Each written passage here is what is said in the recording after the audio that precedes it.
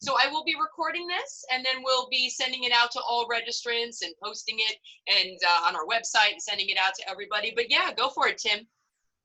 Yeah, and you guys, I think one of the things that we're emphasizing, everybody's so swamped, but people are watching our recorded videos at their convenience. And these type of questions we're getting today, I think will really fit the needs of our members, especially our newer superintendents struggling to figure out what to do around, the financial world. And so really, we'll push this out to all of our members and even non-members. So it's about 450 different districts or LEAs. So do your best to really talk about what you can bring to the table for smalls. And again, I want to thank Mike and Linda from our board to be on here and joining us today. So we're going to start out with kind of around the horn tell us, kind of give us your 30-second elevator speech, who you are, who you represent, and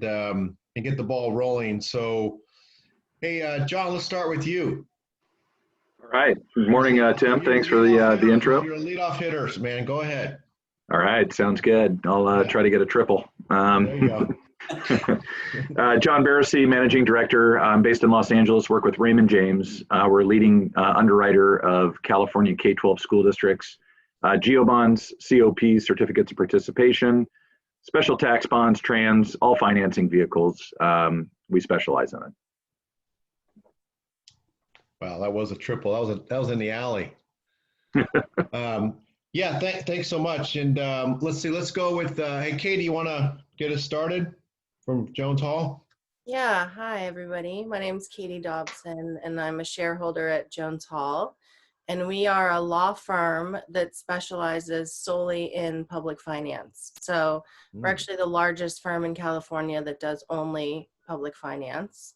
And so we are specialists in school district financing. And to piggyback on what John said, we work on all those kinds of deals: GEO bonds, certificates of participation, trans, special tax bonds. And that's all we do all day, every day. So we've kind of seen every possibility and every wrinkle that can come up in a transaction. And so we are very equipped to help with all the school district financing needs. Fantastic. Now, are you joined by anybody? You're on your own today? No, it's just me today. All right. Well, thanks. And thanks for being here. And where you positioned at today? Where are you at? I'm in my home. This is my... Yeah. Yes. Our office is still closed right now, so we're all working remotely. Are you down in SoCal?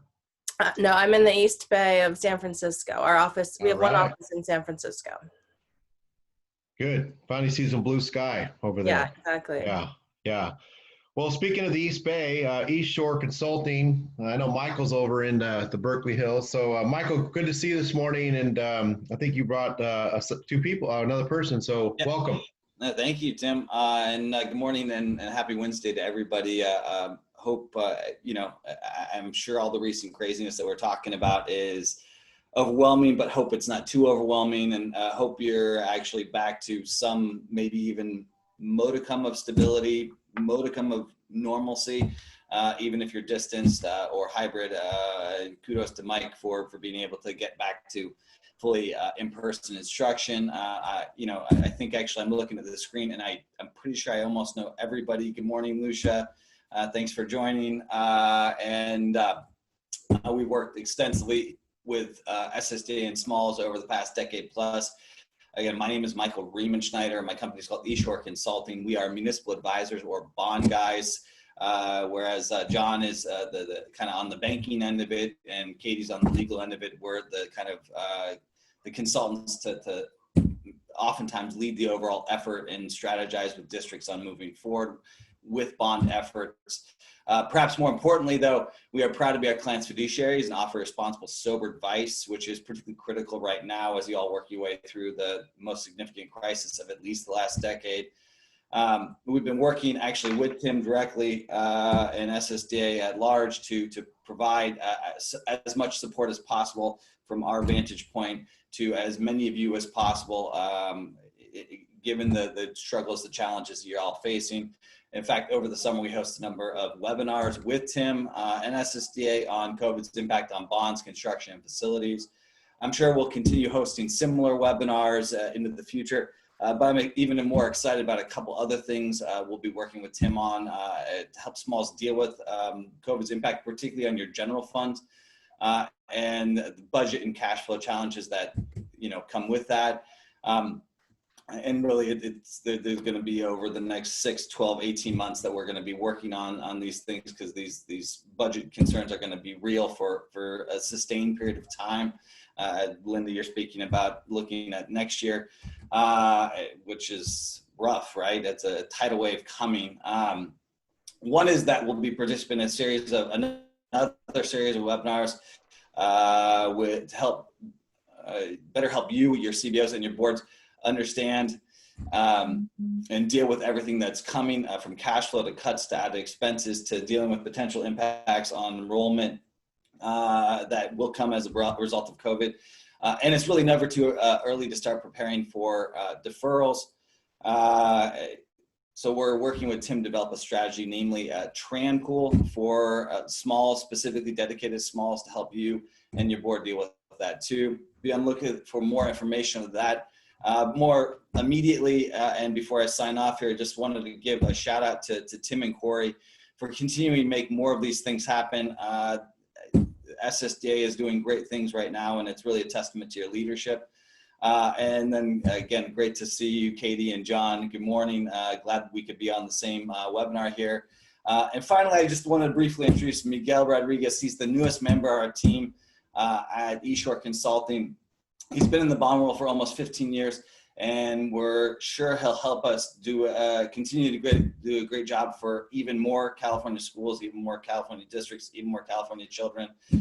I'm thrilled because I've been friends with this guy for years, and can't express how lucky we are that he joined us. And Miguel, if you could say a few words. I think you said it, Mike. It's a pleasure to be here. It's a pleasure to be here. Certainly, I think just given the current environment, a lot of challenges, and so glad to be on the team that focuses on the client relationship side and not necessarily on the transaction business aspect as much as it is getting these answers to the challenges you're all facing. So glad to be on board. Thank you for the opportunity.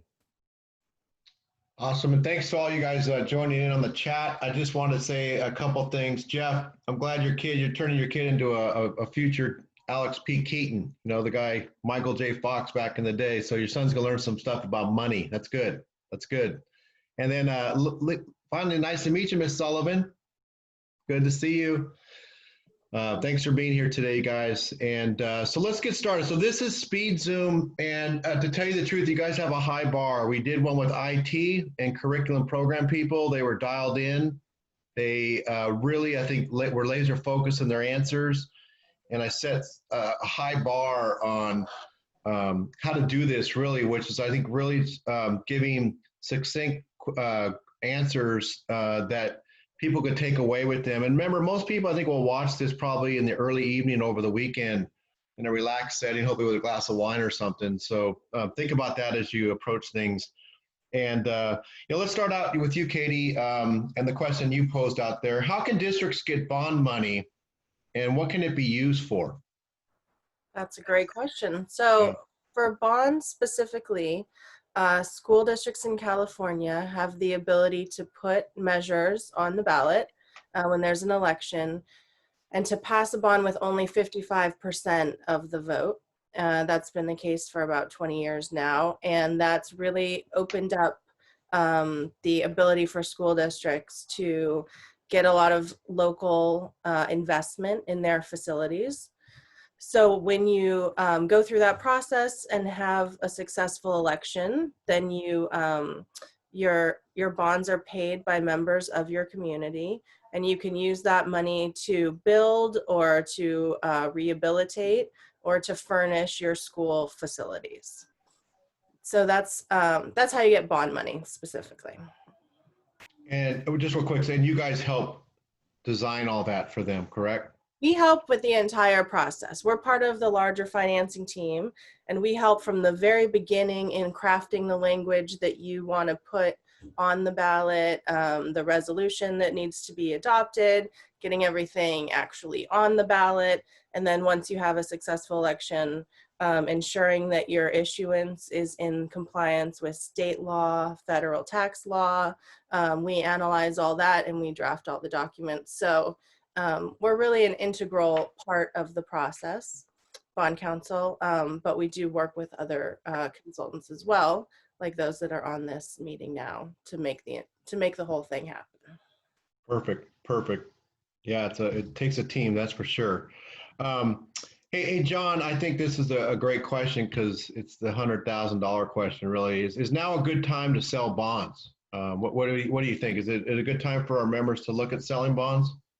Sure. So thanks for that. And this has been a very interesting year, of course, with everything that's happened. And in our bond world, it's been also pretty interesting where, February, March of this year, interest rates hit their lowest point ever that they've been recorded.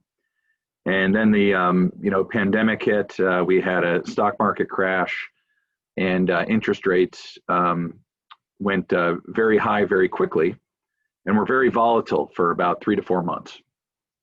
However, what has happened with the programs that have been implemented and the recovery that we're seeing in the economy, interest rates have gone back down to levels that we saw in February, March of this year, which have been close or at record lows over the past 30 to 45 days. So if a district has existing authorization for new projects, new construction, modernization, or if they're looking to refinance outstanding bonds, which has been something that all the professionals on here have been very, very busy doing this summer. Now's a great time to take a look at those items. Speaking of what the future holds, we have an election here in 40 something days, and depending on the outcome of that and how long it takes to determine that outcome, you may also see volatility at the beginning to mid-November or thereafter, depending on the outcome of the election. So that'll be important if you're a district that's getting ready to sell bonds or looking at the timing. Now is great, probably best before the election. And we'll see what the election holds to determine where the future goes with interest rates in the next 3 to 6 months. Dialed in. That's a good answer. Yeah.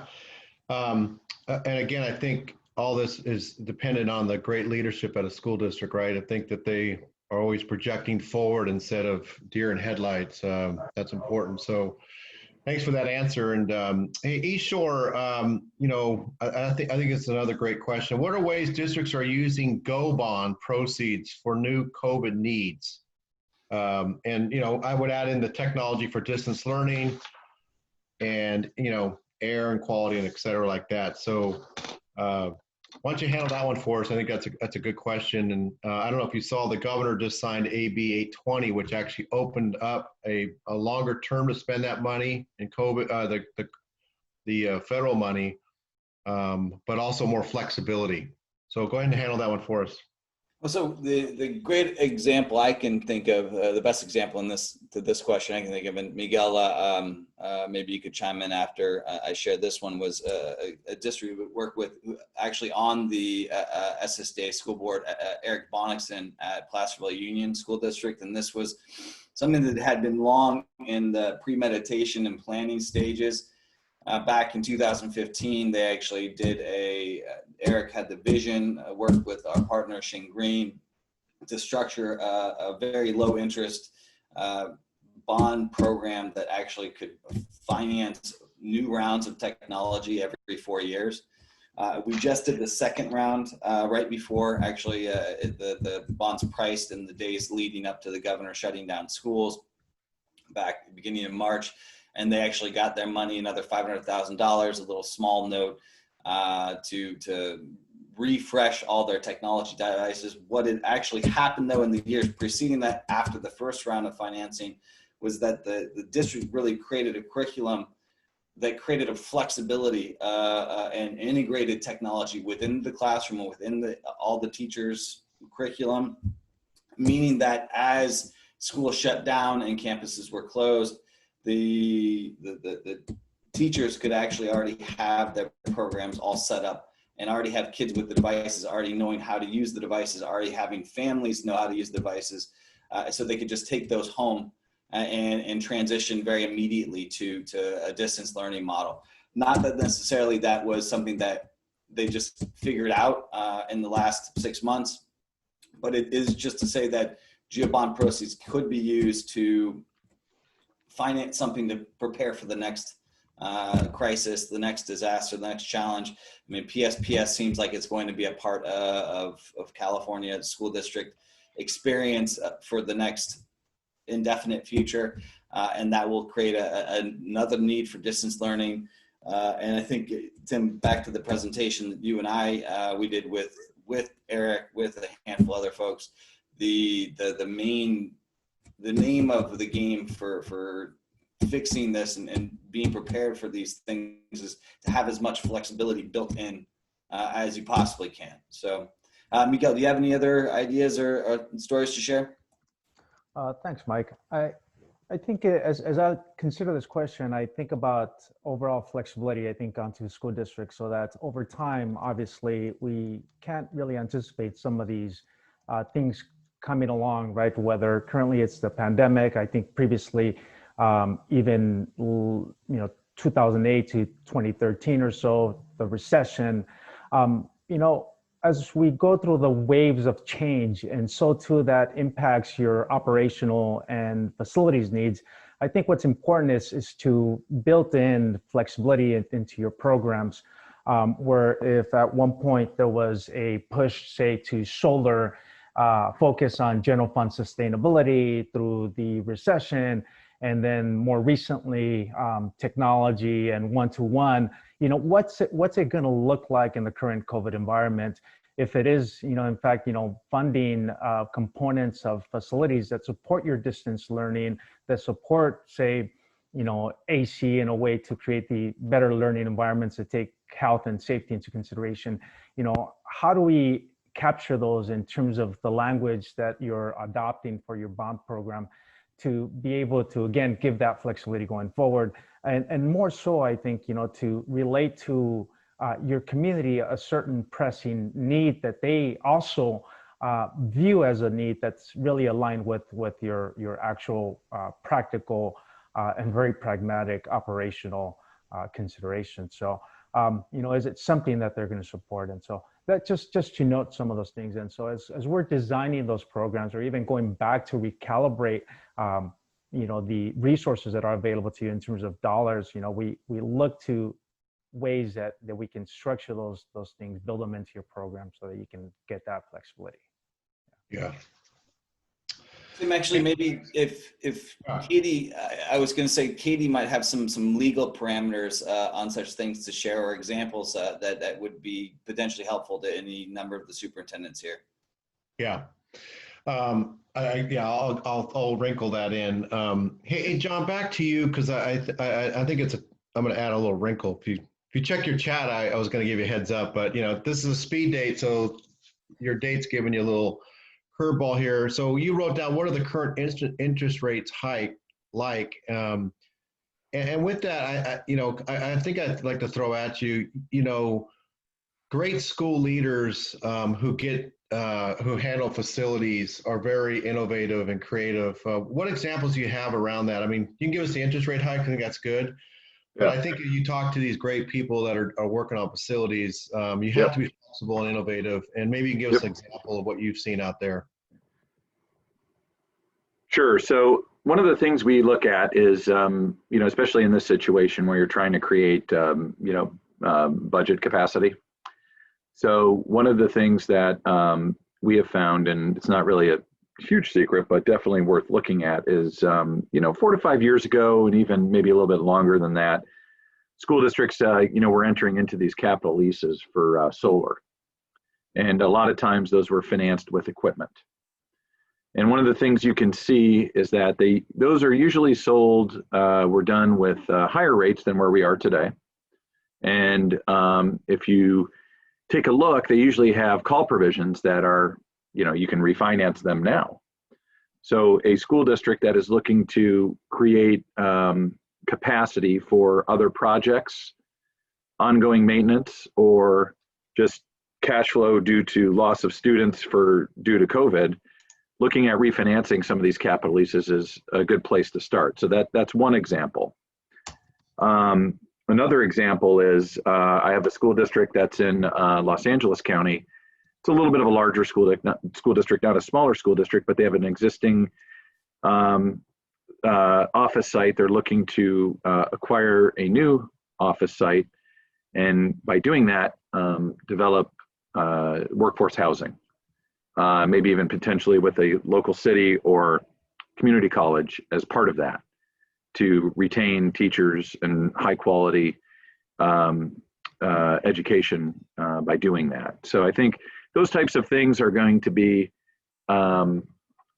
projects that school districts are looking for, whether you're large or small, depending on your location, heading into this, kind of tidal wave, as I think Michael mentioned, of budget crisis in the next, 12 to 18 months and beyond.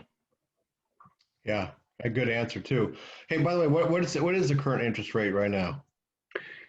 That depends, but you're basically looking sub 3%, for most school districts, even depending whatever their credit rating is, going out 25 to 30 years for GO bonds. So that's incredible. Yeah. It's so hard to tell kids are buying houses that you guys don't even know what. Right. That's pretty amazing. Yeah. Hey, Katie, I think this is a good question. I want to add a little wrinkle to it also. How does your firm help districts fund facility improvements? And I think with everything, a great facilities leader really pushes the envelope on creativity, but how do they stay out of an orange jumpsuit? You don't want them to go to jail. Linda's has not been an orange jumpsuit, but I know she's very innovative in what she does. So how can you help us what the funding is, but also when you get funding, how do you stay within the parameters, but also push the envelope to make your school look better? Yeah, that's a good question. We definitely don't want any of our clients in jail for anything related to what we're doing. Although it sounds pretty good right now, the way the world is. I don't know. Get some alone time away from your family. Yeah. Right now, yeah. So that's a good question. I think it's really important when you're in the planning process to have a good finance team that can help make sure that what's called your project list covers everything that the district might want to spend money on. And sometimes if you're rushing to get something on the ballot, maybe your board is undecided until the last minute, there might be the tendency to kind of rush through that part of the process. And it's a really, really important part of the process so that you can make sure that your project list covers anything that foreseeably the district might spend money on in the future, because you could be issuing bonds, for years and years to come under this authorization, and you really have to draft it in a way that covers all of the contingencies and all of the things that might change. So my first advice is to have a good finance team and to allow yourself the time to make that part of the process. And then you need to have attorneys who are aware of the legal matters and the court cases that have already been at issue in the state. And so what we do is we're always, combing through court decisions, looking at new things that come up and come down, because people have been sued over using money, bond money, in ways that they were not authorized to do so. And so we're familiar with all of those findings and different ways to interpret different parts of the law. I know this is speed dating, so I don't know if we're. Hey, no, you're jumping in. You came over to say hi to us. Do it. Bachelor number one. No, I'm just kidding. I just wanted to shout out that parcel taxes are a way sometimes to open up that project list a little bit, because we can use that for personnel, counseling, enrichment activities, where school bonds have been a little more narrow in the facility role. So great. All right. GO bonds are for facilities. You can't spend them on salaries or things like that. So yeah, Linda's right about a parcel tax being a different vehicle. Great. Hey, Michael and Miguel, so you actually have a problem here because you have Modoc County online. And I believe they've never passed a bond in the history of Modoc County. I think I saw a map that said that, and whether I'm right or wrong, I actually think that's pretty close to true. So their demographics, as your question says, won't ever get me to support a bond. How would you find sources of funding to help them with their facilities improvement? Miguel, I think you had some thoughts on this too, but let me just start by saying, Mike, I feel for you. But that said, I'm also going to say we've actually passed a 2/3 bond with a little snippet of Modoc County. We did Mayor's Memorial Healthcare District back when, and that had, got 70+%. So it's just to say that there's definitely differences in demographics, and that definitely has differences in the odds of whether or not you could get a bond passed. If you had to think about Berkeley or San Francisco or pretty much anywhere in the Bay Area or Marin County, there's very few taxes they'll say no to. Whereas in Modoc or Eastern Sierras or El Dorado County or state of Jefferson, pretty much wherever you are, it may be a little bit more challenging. But it's not a definitive no, just on out the gate. We've gotten, again, 2/3 in northeastern Shasta County. We've gotten 2/3 in El Dorado County, all different places. The question is really a matter of kind of communicating and having public information with your broader community. As well as, admittedly, the March election swing was very, very rough 6 months ago. And that had less to do with specifics on a given district level and more to do with macro conditions that were being faced by all districts in the state, which is why the percentages of bonds that got approved dropped so precipitously. That said, one of those things, and I think that there may be, just on the political front, there may be a chance that COVID is, I would hope there's going to be a light at the end of the tunnel for COVID.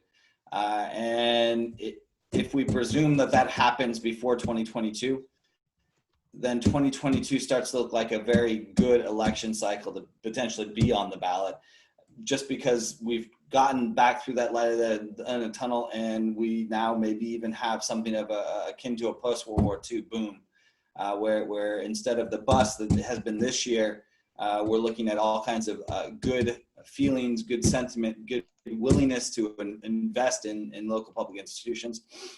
The more likely thing, actually, that would lead to, and I think Modoc County has a couple of these. Lucia, we've actually talked about this for Canyon. If your tax base is too small, then, and you could only go out for a bond for $500,000 or a bond for $400,000, a bond for $700,000, it doesn't really merit the effort that you have to, and the investment and time and resources you have to put in to actually get to the point where you could even issue that, let alone the cost of issuance of those bonds would eat up far too great of a percentage of the proceeds that you end up getting. And for those districts, and again, Lucia, you and I have talked about this, there's the financial hardship program within the state aid, within California state aid. Admittedly, that well for the moment is dry. The SFP has pretty much committed all of its dollars elsewhere at this time.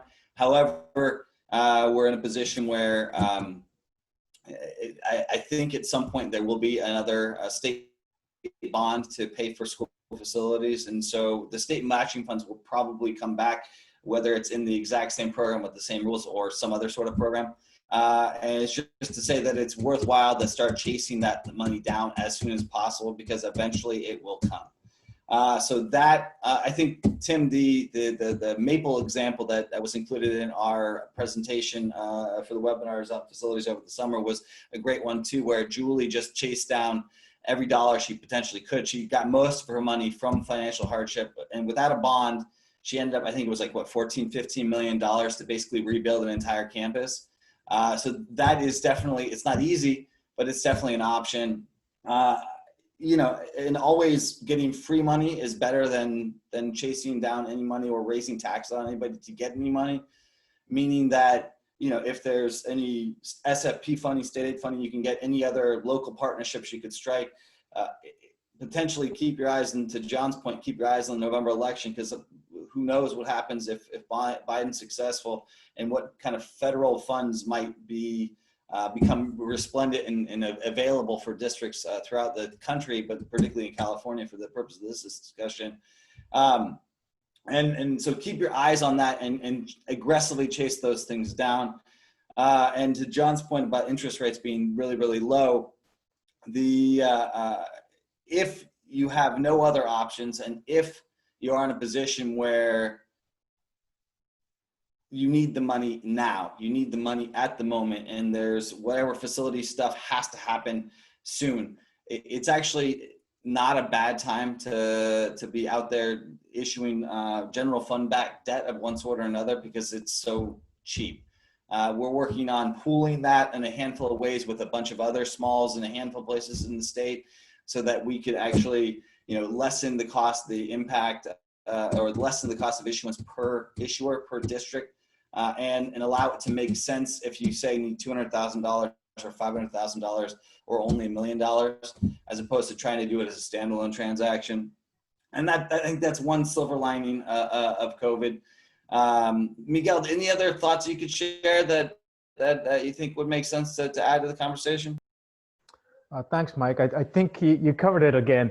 But I just to highlight here, in terms of the one particular program, obviously the school facilities funding program there, in terms of what's in the horizon, we obviously know that the fate of the statewide bond and the last election, hopefully this next go around, as the rumblings already out there that 2022 is going to be another push.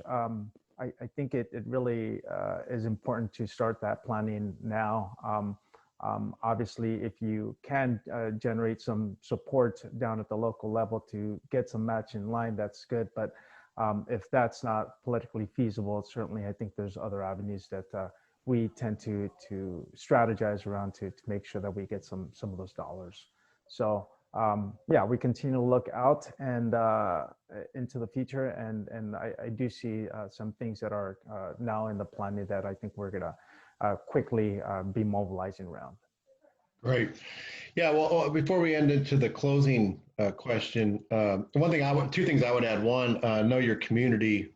If you're looking at bonds, period, or funding, I've seen communities raise money for, like, redo the football stadium through donations, even though it wasn't the wealthiest community in the world, but people love their local high school football team. And then I was very impressed with Butte College. They couldn't pass a bond.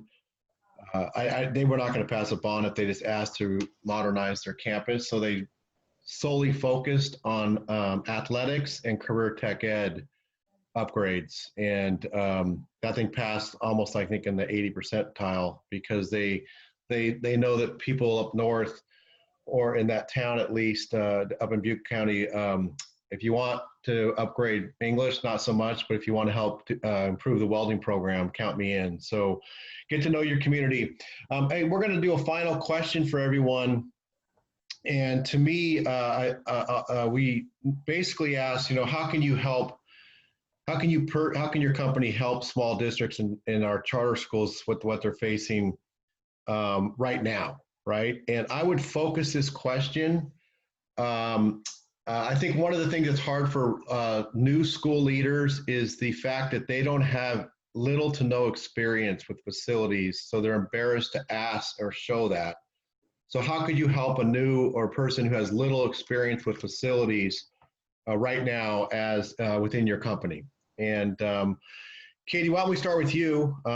This is, you're ending your date, so you want to leave a good impression. So how would you tell a new or newer superintendent, or superintendent who lacks these skills, what can you do to help them right now? Well, I would start by saying what teachers always tell their students: there's no dumb question. We get questions all day long that, cover all kinds of different things. And so there's no reason to ever be embarrassed about not understanding it. Financing facilities is complicated. There are a lot of different options and a lot of different nuances. So I would say definitely bring any and all questions that you have, and then try to put together a good financial team that can explore all of those options for you and that's practical and also creative. So there are creative solutions sometimes to financing issues. And especially in the next couple of years, you're going to need a team that's able to think through those options and to lay out for you all of the different ways that you could go to finance what the district needs to finance. So, so my firm could be part of that team to explore those different options for your specific district and your community. Yeah, and I think the great thing about that answer, there are no dumb questions, and you know so many people who have the right answers, right, with all the districts you work with. So very dialed in, great job, and I think that should be the mantra. There's no dumb questions when it gets to this work. Great. Hey, Eastshore, Michael, Miguel, you know, what can you guys do right now for people, for our members?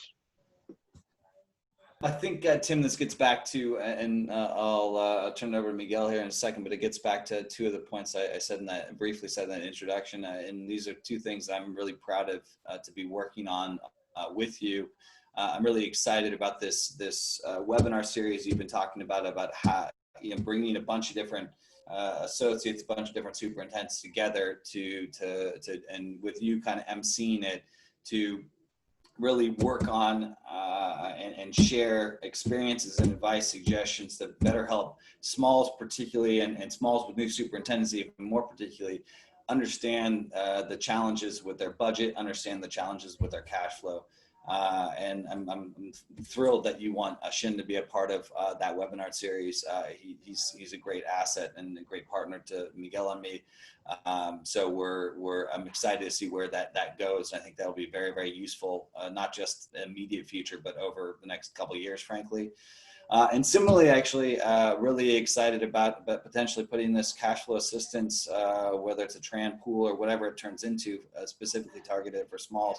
I think that one will be something that really takes off and has a lot of utility, a lot of value to a lot of districts, not just, again, in the immediate future, but over the next 18, 24 months. Miguel, any other thoughts that you'd like to share? I would add that I think as you consider your roles as superintendents, administrators, you know, you're in your purpose is to educate children, obviously, run the operational side of school districts, and not necessarily to corral and work with a whole variety of consultants that are going in different directions. And so where I particularly see a role for us as your bond consultants or greater financial advisors for facilities funding is that we connect the dots for you from, you know, a standpoint where we bring in or work with your other team members to make sure that you know, a variety of options are being presented, and options that are innovative and strategic, and I would say diligent from the standpoint of, you know, uncovering every stone and looking to see that, you know, all the resources are being brought in to provide us as much as possible for your district. So taking that off your hands and working with you through that process, I think is a big role that we see onto us. Great, thank you. Let's see, let's wrap it up, John, with yours. You know, thinking of people that are a little, you know, unskilled in this area or lack some skills and knowledge, what can you do to help them right now in September 2020, our members? Sure. So a couple of things, just taking notes from the others' comments is, you know, I think taking a look at, you know, Michael and Miguel mentioned that pooled financing to, one, cut cost of issuance when you're taking a look at doing a financing. I think for small school districts, that's an important thing to take a look at. Also, you know, I think taking a look at a district's complete financial picture. So you're looking at all of your sources of revenue. Where can you cut costs or save or create opportunities for facilities if you're a small school district with limited bonding capacity and lack of federal funding. So I think, you know, moving forward in the near future is taking a look at the type of projects that are, you know, that have like I guess a double benefit, maybe even more than that, where you're having either, you know, you're financing energy efficient type of projects that are going to, one, satisfy the need to create a better learning environment and also create general fund savings that you otherwise wouldn't have.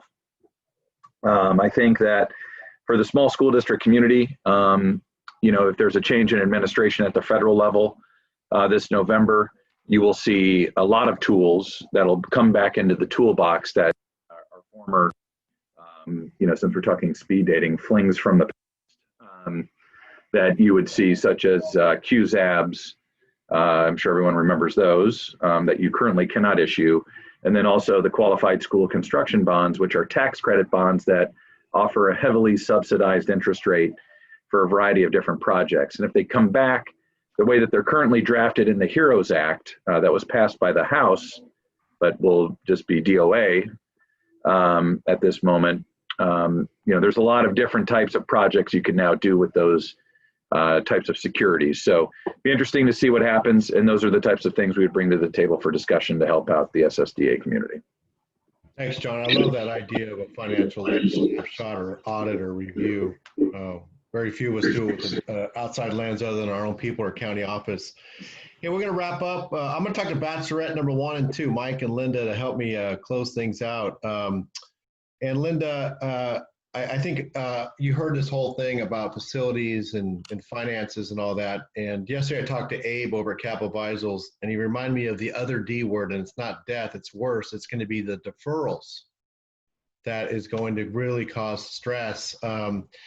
Any parting thoughts for our audience? I know you're always looking way ahead about financial doom, and that's a sign of a great leader.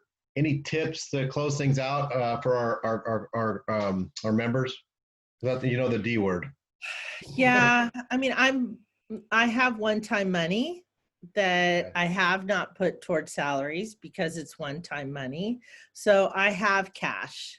And being able to borrow interfund right now is important for some districts as well.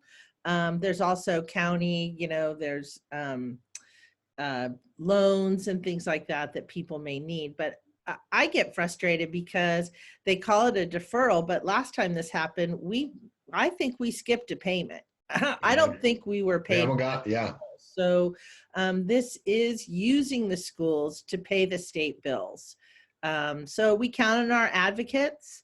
We count on our associations to be the voice of reason in Sacramento. So supporting SSDA and Capital Advisors and all these wonderful associates to be the experts. In small schools, we're counted on to be the experts in finance, in curriculum, in student discipline, in special education. And without these partners, there's no way we could be able to do the job that we need to do for our students in our community. So thank you guys for being here and for being our experts. Your jobs are very detailed and take a high level of expertise. So like I said, we really cannot do it without these partners, including you, Tim, and SSDA. Thank you so much. Yeah, well, we're going to wrap it up with our county soup up in Modoc. And John, you mentioned about the elections. I teased Mike one time I was going to come up and run against him. And you think Biden, Trump would be fireworks, man? And that would have been, he said I probably would have gotten shot. So that would have been a kind of a fun thing to do. Not killed, just kind of wounded. But Mike, no, I think you're one of the best county soups when it comes to finances. And you have very stretched districts. When it comes to the conversation we had today, any tips for our members and as a parting Bachelorette number 2? Yeah, so yeah, thanks, Tim. Anyways, I would say for sure, especially small districts, communicate with your county office. And so, Linda, I'm sorry, but here's a pitch for your COE. We work really closely with our 3 small districts here in Modoc County around financial areas and just like this and looking at these deferrals. So my county office is in position to potentially offer loans to our small school districts in the case where cash becomes an issue for them. And then also we work super closely with our county treasurer and bringing them into the conversation as well would be another area where I would really recommend small districts look to. And then, the last piece, again, looking to one of these folks for some support. Small districts, you don't always think about that because you are juggling so many things. Linda is 100% right. So again, I would pitch your COE. For me, that's the job of a COE. A COE should know these folks, should know where to send you, should know, have them on speed dial. I know Michael. I would contact Michael in a heartbeat if I had a district that was really in need of some advice in this area, and we didn't feel as if we could do that. So anyways, those would be my tips at this point, Tim. Great. And I'll end with very much a great thank you. And really, Katie, the idea, there are no dumb questions. We say this all the time to small school district superintendents. You don't lose your job usually ever really with student achievement. You will if you don't have a great football team, or most importantly, if you mess up financially. So please reach out to our associates, to SSDA, to our board members, if you're scared and you're sitting on some good one-time money right now, but that's going to be swept up real quick. And don't get caught in the trap by thinking by not asking the right questions right now. So with that note, thank you guys so much for a great conversation. Miguel, would you do me a favor? My cell phone's on my email. Would you give me a call later today? I'd like to talk about a few things. So on that note, thanks, John, Katie, Michael, and Miguel. Great job, and thanks for joining us. And Jeff, hope your kid learned something out there. It's probably asleep, huh? Take care, you guys. Thank you all so much. Thank you.